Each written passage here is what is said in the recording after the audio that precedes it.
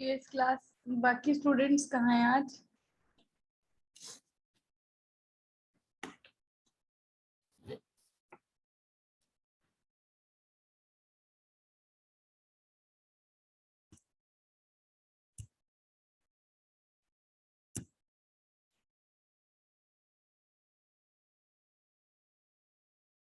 कल हमने डिस्कस किया था Lamport logical clock example, after that critical section problem, how this problem is resolved in this concept logical clock synchronization। ठीक है, तो ये मैं आपको बता रही थी। फर्स्ट ऑफ ऑल जो आपका लॉजिकल क्लॉक है जिसमें कि हम Lamport logical clock algorithm use करते हैं, for that there are 3 messages used for communication. 3 types क्या है मैसेजेस के? Request, reply and release. तो सिंपल था आपका। रिक्वेस्ट क्या है? रिक्वेस्ट मैसेज कौन सा होता है? When a node send a request to the another node, उस मैसेज को हम क्या बोलते हैं? Request message. और यहाँ पे रिक्वेस्ट मैसेज में क्या होगा? Message itself plus its time stamp value. ठीक है, जब भी आप लॉजिकल क्लॉक को डिस्क्राइब करोगे तो वहां पे आपको टाइम स्टैम्प वैल्यू यूज करनी ही है। ठीक है, नेक्स्ट मैसेज जो टाइप बताया था आपको, रिप्लाई। सिंपल है, रिप्लाई कौन ट्रांसमिट करेगा, कौन सेंड करेगा? जो भी रिसीवर नोड है, अगर वो परमिशन देती है किसी भी नोड को, रिक्वेस्टेड नोड को, to enter into the critical section, then that node has to send a reply to the requested node। ठीक है, और थर्ड मैसेज क्या है यहाँ पे? रिलीज। रिलीज मैसेज कब होगा यूज?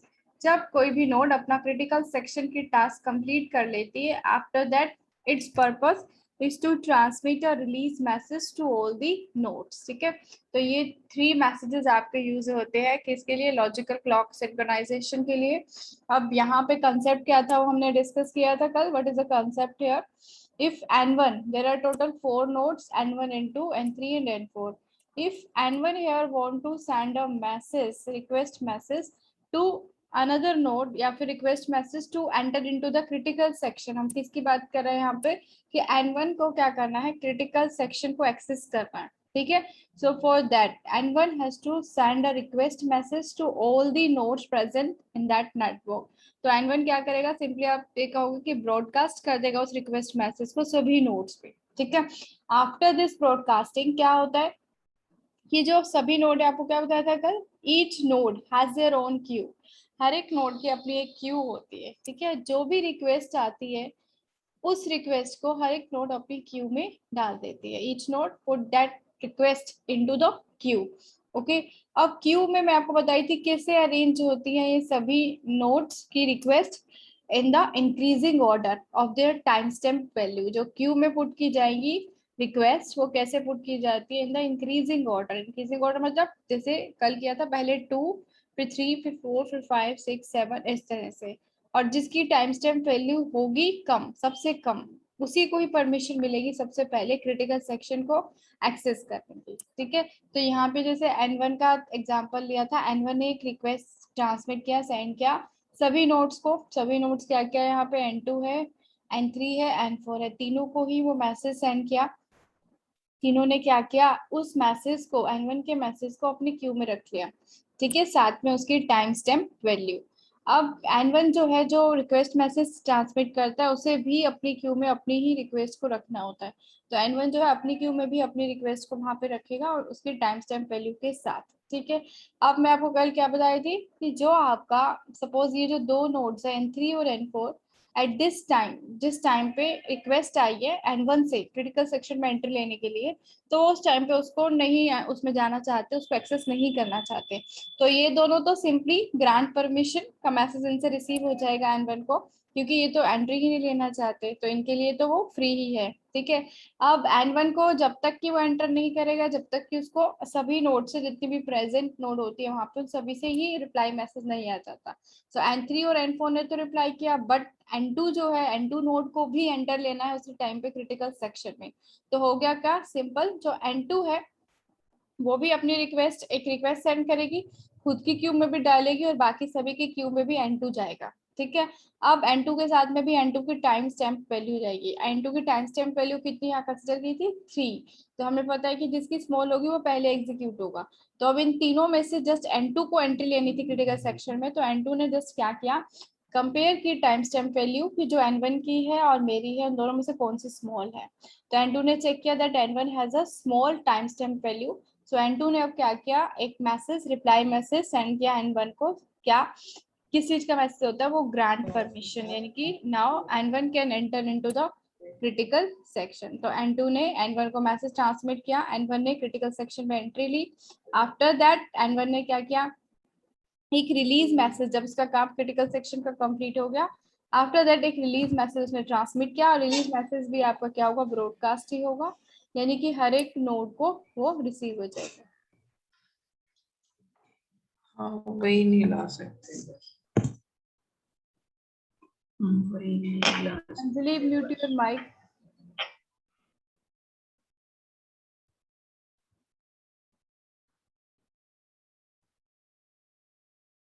ठीक है, तो ये इसका लास्ट कंसेप्ट था लैम्पोर्ट लॉजिकल क्लॉक का क्रिटिकल सेक्शन प्रॉब्लम। तो इस तरह से यहाँ पे सॉल्व होती है 3 मैसेजेस की फॉर्म में, रिक्वेस्ट, रिप्लाई एंड रिलीज। तो अब उसके बाद होगा क्या, जैसे N1 रिलीज हो गया, यानी कि N1 ने रिलीज मैसेज ट्रांसमिट कर दिया सभी नोड्स को। तो अब नोड का क्या काम है, सभी नोड्स का, कि अपनी क्यू में से जो N1 रिक्वेस्ट रखी थी उन्होंने, उसको रिमूव कर देना। अब जैसे ही रिलीज मैसेज सबको रिसीव हो जाएगा तो N1 खुद भी रिमूव कर देगा खुद की क्यू से, प्लस N2, N3 और N4 तीनों भी N1 को रिमूव कर देंगे। N1 के रिमूव होने के बाद अब जो नेक्स्ट रिक्वेस्ट होगी, क्रिटिकल सेक्शन रिक्वेस्ट, अब उसको प्रोसेस किया जाएगा। ठीक है, तो इस तरह से वर्क करता है। नेक्स्ट देखो, next topic now that is mutual exclusion.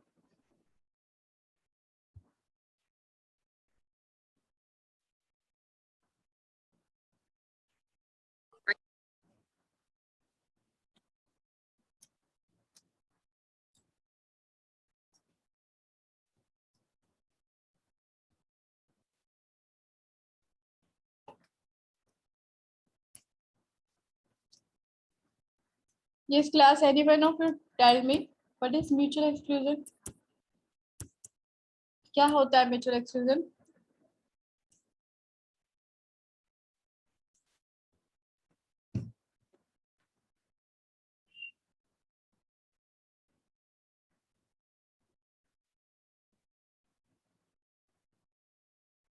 Mutual exclusion is a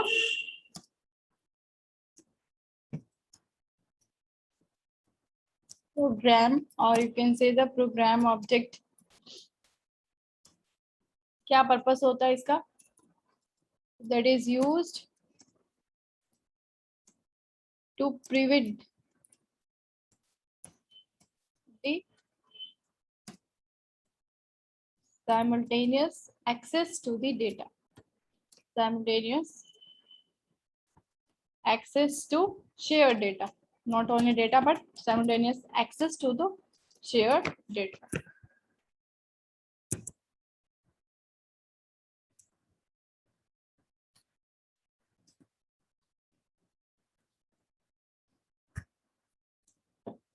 ठीक है, कल क्रिटिकल सेक्शन हमने डिस्कस किया था। क्रिटिकल सेक्शन क्या कंटेन करता है?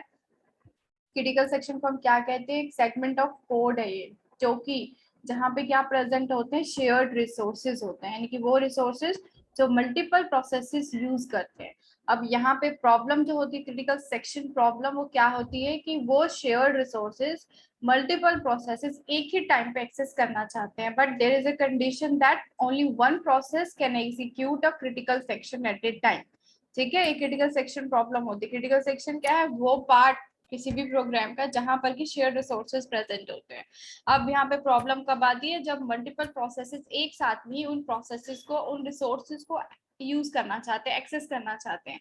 बट क्रिटिकल सेक्शन की कंडीशन क्या होती है कि एक टाइम पे एक ही प्रोसेस उन शेयर रिसोर्सेज को एक्सेस कर सकता है। ठीक है, तो इस साइमल्टेनियस एक्सेस, यानी कि जो भी पैरेलल एक्सेस है by the multiple processes for a critical section, उसको प्रिवेंट करने के प्रोसीजर को हम म्यूचुअल एक्सक्लूजन बोलते हैं। ठीक है, तो म्यूचुअल एक्सक्लूजन क्या है? प्रोग्राम ऑब्जेक्ट जिसका पर्पस क्या है, mainly to prevent the simultaneous access to a shared data.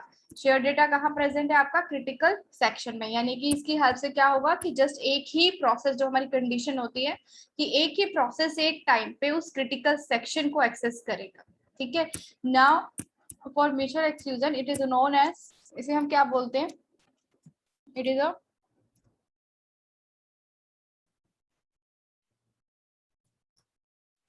Concurrency control property. ठीक है, ये आपका एमसीक्यू में अगर आपसे पूछे तो कंकरेंसी कंट्रोल प्रॉपर्टी या फिर different types of property name आपको दे सकते हैं फॉर म्यूचुअल एक्सक्लूजन। तो म्यूचुअल एक्सक्लूजन है क्या? Concurrency control property. कंकरेंसी हमें पता है कि जब मल्टीपल प्रोसेसेस पैरेलली एक्सेस करना चाहते हैं क्रिटिकल सेक्शन को, तो वो कंकरेंट प्रोसेस होते हैं।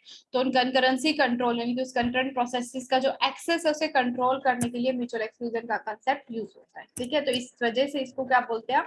Concurrency control property is known as. Okay, next आपको पता है, आपने पढ़ा होगा ये टॉपिक पहले। For mutual exclusion there are 4 conditions. ठीक है, जब भी म्यूचुअल एक्सक्लूजन अप्लाई करना है तो उसके लिए फर्स्ट ऑफ ऑल 4 कंडीशंस है, necessary conditions that must be fulfilled.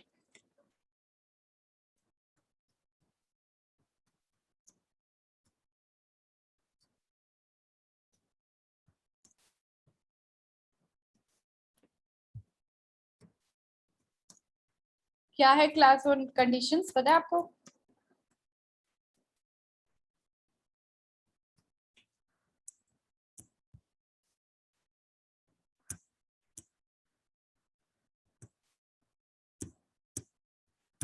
There should be, yes, anyone?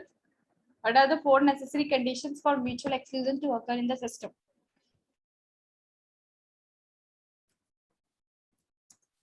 First is there should be no deadlock within the system.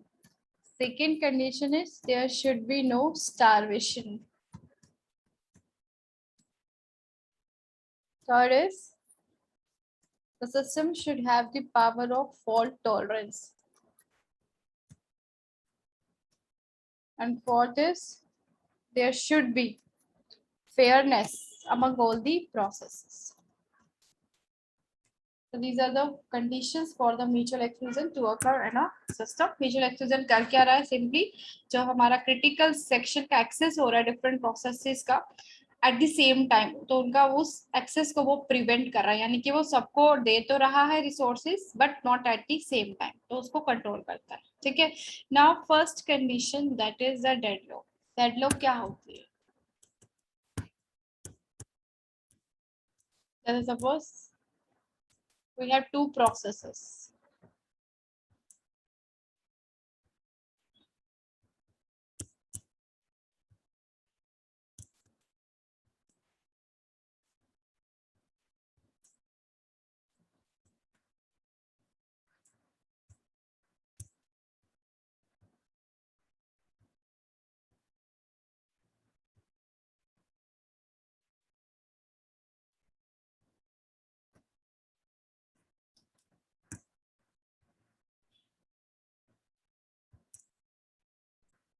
Deadlock पे क्या होती है? एक सिस्टम में एक साइकिल क्रिएट हो जाती है। तो म्यूचुअल एक्सक्लूजन कहाँ वर्क करता है? जहाँ पे डेडलॉक ना हो, एक सिस्टम में एक साइकिल जो है वो क्रिएट ना हो। और साइकिल क्यों क्रिएट होती है? क्योंकि एक प्रोसेस उस रिसोर्स के लिए वेट करता है जो रिसोर्स ऑलरेडी किसी और प्रोसेस ने होल्ड किया होता है। ठीक है, तो उस वजह से क्या हो जाती है, यहाँ पे वेटिंग ही चलती रहती है। सभी प्रोसेस एक दूसरे के रिसोर्सेस के रिलीज होने की वेट करते रहते हैं। ठीक है, so that is a condition of deadlock. Simply जहाँ पे कि सिस्टम में एक साइकिल क्रिएट हो जाती है। क्यों क्रिएट हो जाती है? क्योंकि एक प्रोसेस जो है वो उस रिसोर्स के लिए वेट करता है जो रिसोर्स ऑलरेडी ही किसी प्रोसेस ने होल्ड किया हुआ है। ठीक है, सो यहाँ पे सपोज कैसे आप रिप्रेजेंट करते हैं इसको, this is a resource, this is another resource, and these two are the processes. This is process 1, here is process 2. ठीक है, अब ये आपको एरो से पता लग रहा होगा यहाँ पे क्या है, साइकिल क्रिएट हुई है, this to this then this to this, after this third transmission and then fourth. ठीक है, अब यहाँ पे आप कैसे करते हैं, कैसे इसको शो करेंगे that there is a deadlock? First of all जो रिसोर्स 1 है, सपोज अगर इस तरह से एरो है आपका, इट मींस तो ये रिसोर्स 1 है, किसको असाइन हुआ है? ये प्रोसेस 1 को असाइन हुआ है। तो यहाँ पे this resource 1 is assigned to process 1। ठीक है, नाउ ये जो एरो है क्या है कि अभी प्रोसेस 1 को इसके लिए वेट कर रहा है। प्रोसेस 1 जो है अभी इसको रिसोर्स 2 भी चाहिए अपनी एग्जीक्यूशन कंप्लीट करने के लिए। प्रोसेस 1 ने रिसोर्स 1 तो ले ही रखा है, बट वो ऑल्सो रिसोर्स 2 के लिए भी रिक्वेस्ट सेंड कर रहा है। सो it is waiting for this resource 2। Now ये एरो से क्या आपको पता लग रहा है कि जो रिसोर्स 2 है हमारा वो ऑलरेडी ही किसको असाइन है, किसी और प्रोसेस को। So it is assigned to process 2। इसी तरह से जो प्रोसेस 2 अब वो रिक्वेस्ट कर रहा है किसके लिए, रिसोर्स 1 के लिए। तो दोनों ही वो रिसोर्सेज रिलीज नहीं कर रहे हैं। जब तक वो रिलीज ही नहीं करेंगे तो किसी की भी एग्जीक्यूशन कंप्लीट ही नहीं होगी। ठीक है, तो वो कंडीशन होती है आपकी डेडलॉक। तो अगर हमें म्यूचुअल एक्सक्लूजन इंप्लीमेंट करना है, यानी कि जो साइमल्टेनियस एक्सेस है डिफरेंट प्रोसेसेस का फॉर अ शेयर्ड रिसोर्स, उसको प्रिवेंट करना है, एक मतलब 1 बाय 1 सबको रिसोर्स असाइन करना है, तो उसके लिए ये कंडीशन होनी चाहिए कि वहां सिस्टम में डेडलॉक ना हो। अगर डेडलॉक होगा तो किसी भी प्रोसेस की एग्जीक्यूशन हो ही नहीं पाएगी। क्यों? क्योंकि उन्होंने पहले से ही रिसोर्सेज होल्ड कर रखे हैं, और दूसरा वो उन रिसोर्सेज के लिए रिक्वेस्ट करते हैं जो ऑलरेडी किसी और प्रोसेस ने होल्ड किया हुआ है। ठीक है, इस तरह से इंडेफिनिट टाइम के लिए वेटिंग हो जाती है सभी प्रोसेस की, और कोई प्रोसेस एग्जीक्यूट ही नहीं होता। So this the first condition. तो ये एमसीक्यू के टाइप के हैं क्वेश्चन सारे, कि म्यूचुअल एक्सक्लूजन होने के लिए डेडलॉक होना चाहिए सिस्टम में या नहीं होना चाहिए। So there should not be deadlock condition in a system for mutual exclusion to work. ठीक है, नेक्स्ट कंडीशन जो अभी आपको बताइए, that is the starvation. Starvation क्या है? Starvation condition class, anyone of you? Starvation का आप एग्जांपल दे सकते हैं।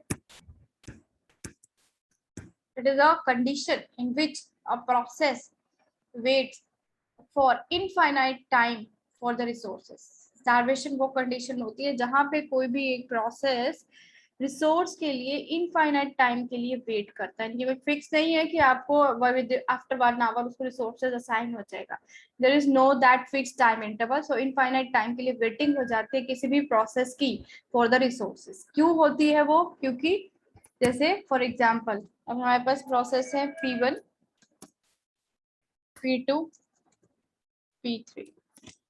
ठीक है, now all these processes have assign there priorities. ठीक है, इन सभी पे क्या है, इनकी प्रायोरिटीज असाइन है। जो स्टारवेशन का कंसेप्ट होता है वो इसी प्रायोरिटी के वजह से ही होता है सिस्टम में। जैसे सपोज P1 की जो प्रायोरिटी है वो हाईएस्ट है, 1 को हम हाईएस्ट प्रायोरिटी कंसिडर कर रहे हैं। Next for P2 2 and next for P3 the priority is 3। ठीक है, नाउ फर्स्ट ऑफ ऑल अगर प्रायोरिटी बेस्ड कंसेप्ट है तो जो हाई प्रायोरिटी प्रोसेस होगा that will be first executed. ठीक है, अब as compared to P1, P2 and P3 has low priority than P1. तो first of all P1 will execute। तो सबसे पहले क्या है यहाँ पे, P1 जो प्रोसेस है आपका वो एग्जीक्यूट हो गया। ठीक है, P1 ने अपनी एग्जीक्यूशन कंप्लीट कर ली। तो नेक्स्ट प्रोसेस जो है यहाँ पे सिस्टम में P2 will execute. Now suppose P2 जो है जब वो एग्जीक्यूट उसकी फिनिश होने वाली है, before finishing it's execution system में एक न्यू प्रोसेस आ जाता है। एक न्यू प्रोसेस है that is suppose that is the P4। P4 और P4 को जो प्रायोरिटी हम असाइन कर देते हैं, सपोज इट्स प्रायोरिटी इज 2.5। ठीक है, तो अब क्या हुआ, अब क्या चेक हुआ कि प्रायोरिटी बेस चल रहा है इनकी एग्जीक्यूशन। तो P3 जो है वो फिर से वेट करेगा। क्यों? क्योंकि अभी क्या है सिस्टम में P4 आ गया, एक नया प्रोसेस आ गया जिसकी प्रायोरिटी उससे ज्यादा है। तो P4 की अभी एग्जीक्यूशन स्टार्ट ही नहीं होगी। P2 जैसे ही कंप्लीट होगा तो आपका जो रिसोर्सेज है वो किसको असाइन हो जाएंगे, P4 को। इसी तरह से सपोज नेक्स्ट प्रोसेस आ जाता है P4 की एग्जीक्यूशन कंप्लीट होने से पहले कोई और, जिसकी प्रायोरिटी भी P3 से ज्यादा है। जैसे उसकी वैल्यू मैंने लेते हैं यहाँ पे 2.7। तो ऑब्वियसली जैसे P4 कंप्लीट करेगा अपनी एग्जीक्यूशन तो ये P5 को असाइन हो जाएगा। तो इस तरह से अगर इससे ज्यादा प्रायोरिटी के प्रोसेस सिस्टम में आते रहेंगे तो इस प्रोसेस P3 को इनफाइनाइट टाइम के लिए वेट करना पड़ेगा। So that is the condition of starvation. ठीक है, डेडलॉक में क्या था, डेडलॉक क्या कंडीशन थी कि वहां पे वो रिसोर्सेज चाहिए प्रोसेसेस को जो ऑलरेडी किसी ने होल्ड किए हुए। और जो स्टारवेशन कंडीशन है उसमें क्या है कि अगर कोई हाई प्रायोरिटी प्रोसेस आता है सिस्टम में और उस कंटिन्यू रहता है, जैसे ही उसकी एग्जीक्यूशन का टाइम आता है उससे पहले ही हाई प्रायोरिटी प्रोसेस आ जाता है, तो जो लो प्रायोरिटी प्रोसेस होता है उसको बहुत ही टाइम पीरियड के लिए वेट करनी पड़ जाती है। ठीक है, अब इसमें होता क्या है, स्टारवेशन में आपको पता है क्या सॉल्यूशन होती है कि हम हर एक प्रोसेस के साथ क्या दे दे, एक टाइम एसोसिएट कर दे। क्या टाइम? वो टाइम क्या बताएगा कि एक प्रोसेस कितनी बार प्रीएम्प्ट किया गया है, उसकी एग्जीक्यूशन को कितनी बार रोका गया है। ठीक है, जिसकी वो वैल्यू सबसे ज्यादा होती है, यानी कि जिसको सबसे ज्यादा बार रोका गया होता है, तो उस प्रोसेस को फिर नेक्स्ट रिसोर्सेज असाइन हो जाते हैं। That is the solution for starvation. ठीक है, वो स्टारवेशन की सॉल्यूशन होती है क्या, कि इसमें हमें क्या करना होता है, सिंपली हर एक प्रोसेस को अब हम एक टाइम देंगे, किस चीज का टाइम, कि वो कितनी बार प्रीएम्प्ट हुआ है। जितनी बार जिसकी वैल्यू सबसे ज्यादा होगी, यानी कि जो जितनी सबसे ज्यादा बार प्रीएम्प्ट हुआ होगा, तो आप रिसोर्सेज उसको नेक्स्ट फिर असाइन किए जाएंगे। जैसे इसमें P3 की अगर मैं 5 प्रोसेसेस दे रही हूँ, तो P3 की कितनी बार प्रीएम्प्ट हुआ, P2 के बाद P3 की टर्न आनी थी बट नहीं आई, P4 की आ गई, P5 की आ गई, तो 2 बार इसको प्रीएम्प्ट किया गया। और रेस्ट ऑफ दी 4 प्रोसेसेस वो एक बार भी प्रीएम्प्ट नहीं हुए, वो जैसे ही आए उनको एग्जीक्यूट कर दिया गया। तो इसकी वैल्यू ज्यादा हुई P3 को, तो अब जब नेक्स्ट P5 के बाद अब चाहे हाई प्रायोरिटी प्रोसेस आ जाए, लेकिन तब भी अब आपका सिस्टम क्या करेगा, P3 को ही पहले एग्जीक्यूट करेगा, क्योंकि इसकी जो प्रीएम्पशन हो गई है वो ज्यादा बार हो गई है। ठीक है, तो आपका म्यूचुअल एक्सक्लूजन होने के लिए डेडलॉक भी ना हो सिस्टम में और स्टारवेशन भी ना हो। ठीक है, नेक्स्ट जो है third, that is fault tolerance. ये तो सिंपल ही है, फॉल्ट टॉलरेंस। फॉल्ट टॉलरेंस में क्या है कि अगर कोई फेलियर आता है तब भी जो आपका सिस्टम है वो इजिली वर्क कर पाए, उसकी जो वर्किंग है वो कंटिन्यू रहे। If there is any kind of failure within the system, it should have the power of fault tolerance. Okay.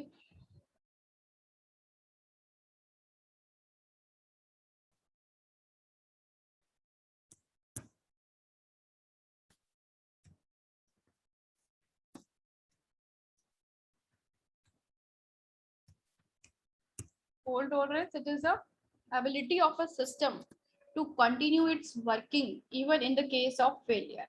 अब यहाँ पे क्या कंडीशन होती है इसके लिए, कि जो सिस्टम है अगर वहां पे कोई फेलियर आता भी है तो वो खुद ही डिटेक्ट करे उसको। ऐसा नहीं है कि वो अगर सिस्टम में कोई प्रॉब्लम है तो डिटेक्ट ही ना कर पाए। First of all the purpose here is to that system जो है वो खुद ही उस फॉल्ट को, उस फेलियर को डिटेक्ट करे, एंड आफ्टर दैट वो किसी भी तरह से अपनी वर्किंग मैनेज करे, उसे कंटिन्यू रखे, अपनी वर्किंग को वो स्टॉप ना होने दे। तो fault tolerance is what, that a system should detect first of all any failure within a system.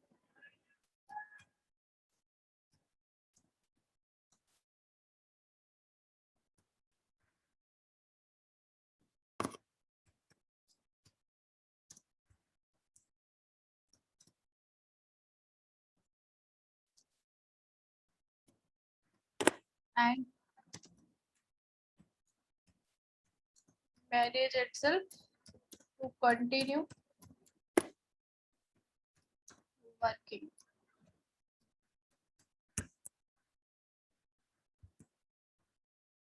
ठीक है, this is the fault tolerance. यानी कि अगर म्यूचुअल एक्सक्लूजन हमें सिस्टम में यूज करना है, प्रिवेंट करना है साइमल्टेनियस एक्सेस, तो वहां पे जो सिस्टम यूज हो रहा है उसमें फॉल्ट टॉलरेंस की पावर होनी चाहिए, यानी कि वो खुद ही सब अपना डिटेक्ट कर सके कि कहाँ फेल हो रहा है, कौन से पार्ट पे सिस्टम का जो है वर्किंग नहीं हो पा रही है, तो उस चीज को मैनेज करके आगे जो कंप्लीट वर्किंग है, होल वर्किंग जो है उसको कंटिन्यू रख सके।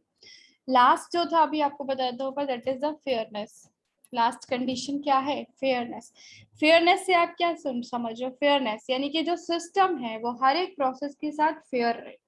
ठीक है, it should not perform an unfair process with all the request, यानी कि जितनी भी रिक्वेस्ट आ रही है, प्रोसेस रिक्वेस्ट, उसके साथ वो अनफेयर ना हो, सभी को ही रिसोर्सेज असाइन हो। That is the fairness. तो कोई भी सिस्टम जहाँ पे हम म्यूचुअल एक्सक्लूजन यूज कर रहे हैं, तो वहां पे क्या कहता है कि वो system should get a fair chance to execute a critical section. उसे पूरा चांस मिलना चाहिए हर एक प्रोसेस को, ताकि वो उस क्रिटिकल सेक्शन को एक्सेस कर सके।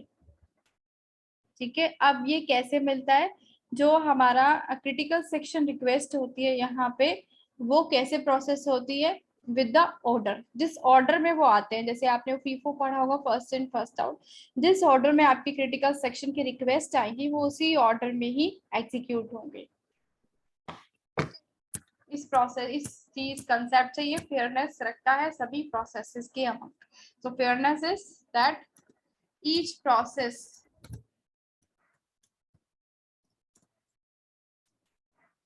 should get a chance to execute the critical section। जैसे अभी स्टारवेशन की कंडीशन थी तो उसमें था ना कि P3 तो चांस ही नहीं मिल रहा था उसको एक्सेस करने के लिए, तो ऐसा नहीं होना चाहिए, स्टारवेशन कंडीशन नहीं होनी चाहिए। तो सिस्टम कैसा होना चाहिए, फेयर होना चाहिए सभी प्रोसेसेस के लिए। तो each process should get a chance to execute the critical section.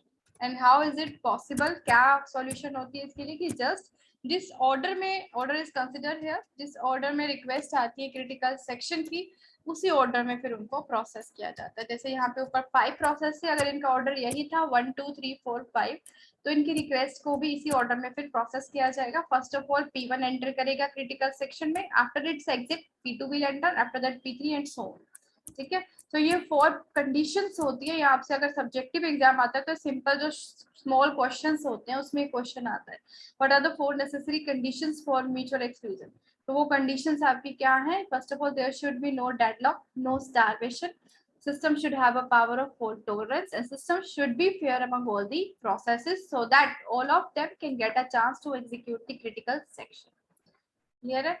Now next देखो आप म्यूचुअल एक्सक्लूजन एल्गोरिदम्स, जैसे हमने क्लॉक सिंक्रोनाइजेशन एल्गोरिदम स्टडी किया है, लॉजिकल एंड फिजिकल क्लॉक के, इसी तरह से आपका म्यूचुअल एक्सक्लूजन एल्गोरिदम्स भी है।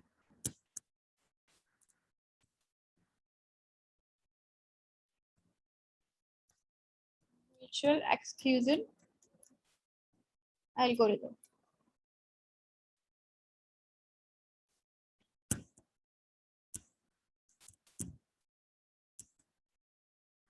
there are 3 concepts here, 3 algorithms that you need to describe in this. First of all, the token based algorithm, token ring जैसे आपने पढ़ा था, that is token based algorithm.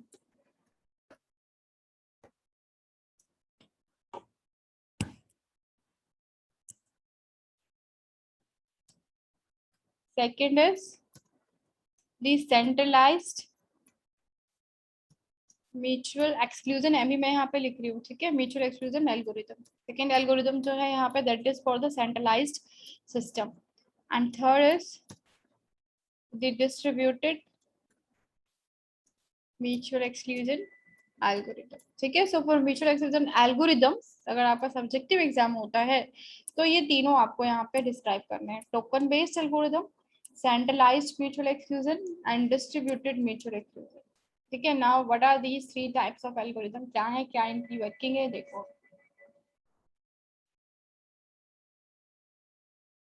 First of all the token based algorithm,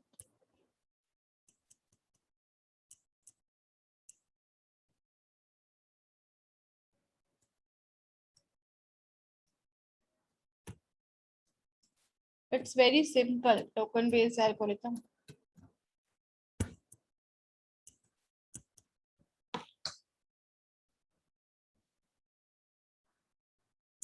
Now here suppose there are total 5 nodes in a network, हमारे पास total 4 या 5 nodes हम consider कर सकते हैं यहाँ पे। 1 फर्स्ट ऑफ ऑल तो यहाँ पे जो आपका डायग्राम ड्रॉ होगा वो एक सर्कल की फॉर्म में होगा, रिंग की फॉर्म में होगा। ठीक है, तो यहाँ पे मैंने 4 नोड्स लिया है, और 4 नोड्स को just I need to show it with the arrows. Arrow क्या फॉर्म करेंगे यहाँ पे, सर्कल्स पूरा कंप्लीट। फर्स्ट इज दिस, जैसे डेडलॉक में क्रिएट किया था पूरा like that, here is this, after that third node के साथ communication, and after that the first one.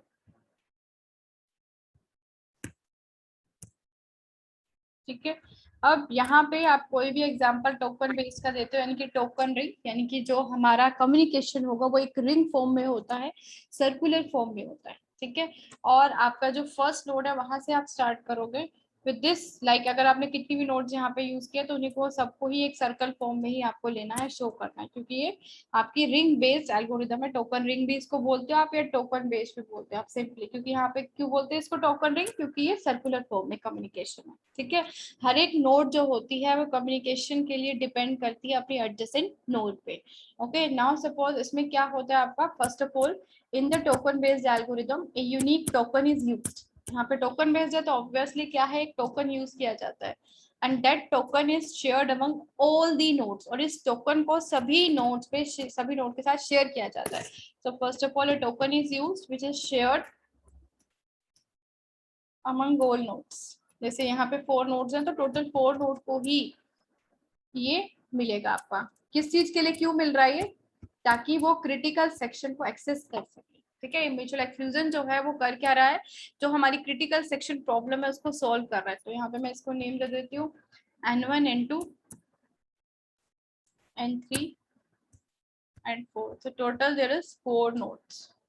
ठीक है, अब हमारे पास क्या होना चाहिए, you have to show the token on a node. किसी भी एक नोड पे आपको टोकन असाइन करना है। सपोज यहाँ पे मैं इसको फर्स्ट कंसिडर करती हूँ N1 नोड को।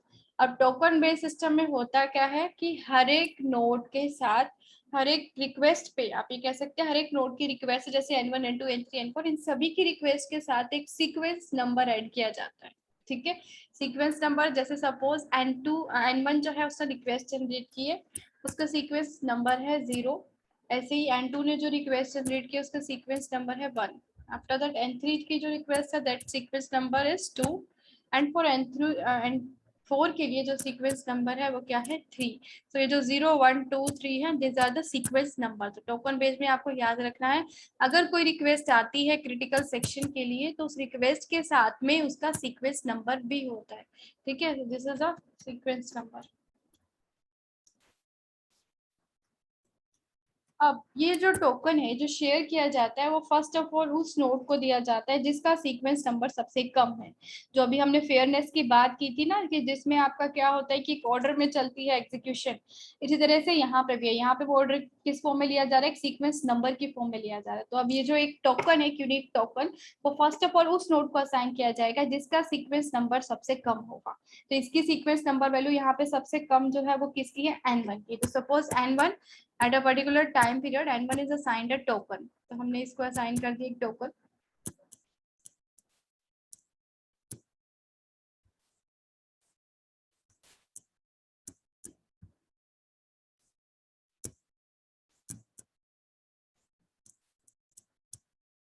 तो दिस इज द टोकन। ठीक है, अब जरूरी नहीं है कि जो ये N1 है जैसे उसको टोकन असाइन हुआ वो उसको यूज ही करे, उसको यूज करके वो क्रिटिकल सेक्शन में जाए। यानी कि जिस नोड के पास टोकन होता है एट प्रेजेंट, वही नोड क्रिटिकल सेक्शन में जा सकते हैं। जिसके पास टोकन नहीं है वो उस क्रिटिकल सेक्शन में एंट्री नहीं ले सकती। ठीक है, अब अकॉर्डिंग टू द रूल, जो सीक्वेंस नंबर है उसके अकॉर्डिंग क्या किया सिस्टम ने, N1 को सबसे पहले टोकन असाइन कर दिया कि जाओ भाई अब तुम अपना क्रिटिकल सेक्शन का वर्क कंप्लीट कर लो। ठीक है, अब N1 डे डिसाइड करेगा कि उसे एंट्री लेनी है या नहीं लेनी, यानी कि N1 ने जो रिक्वेस्ट सेंड की थी क्या वो उसको अभी एग्जीक्यूट करना चाहता है या नहीं एग्जीक्यूट करना चाहता। ठीक है, अगर N1 को एग्जीक्यूट करना है क्रिटिकल सेक्शन तो सिंपली वो N1 क्या करेगा, एंट्री ले लेगा क्रिटिकल सेक्शन में। अपना वर्क कंप्लीट होने के बाद वो टोकन रिलीज कर देगा। जैसे वहां था ना रिक्वेस्ट रिप्लाई रिलीज, सेम यहाँ भी ऐसे ही होता है। N1 ने अगर क्रिटिकल सेक्शन में एंट्री लेनी है तो एंट्री लेने के बाद वो अपने वर्क कंप्लीट करेगा। After completion of its work in critical section its aim is to release this token, ताकि किसी और नोड को वो टोकन असाइन हो सके। ठीक है, अब टोकन किसको असाइन करेगा आपका सिस्टम, नेक्स्ट नोड को, जो सीक्वेंस में नेक्स्ट नोड होगी। जो नेक्स्ट नोड है वो कौन सी, ऑब्वियसली यहाँ पे जो शो किया N2 जिसका सीक्वेंस नंबर 0 के बाद है 1।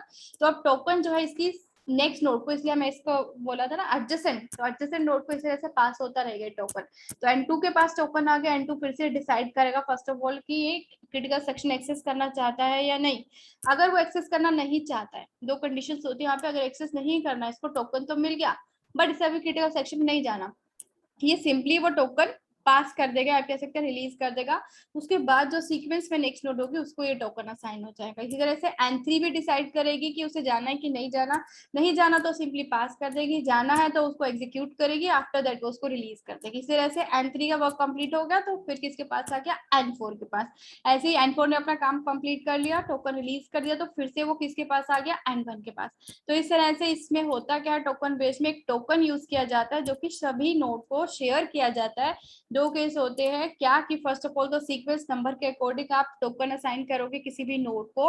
After that node will decide that whether it want to enter into the critical section और not. If it want to enter the critical section then it will first complete its task, after that release the token after completion of its task. And second case, if does not want to enter into the critical section, that is simply pass or release the token for the next node। इस तरह से token यहाँ पे release हो जाएगा, N2 के पास आ जाएगा। तो इस तरह से ये रिंग इसलिए बोली जाती है क्योंकि सर्कुलर फॉर्म में ऐसे टोकन आपका रोटेट होता रहता है। ठीक है, बट रोटेट होता कैसे, किसको पहले मिलता है, जिसका सीक्वेंस नंबर कम होता है। That is the token based algorithm. Next, what are the advantages of token based algorithm. Class, anyone of you can tell me the advantage of token based algorithm?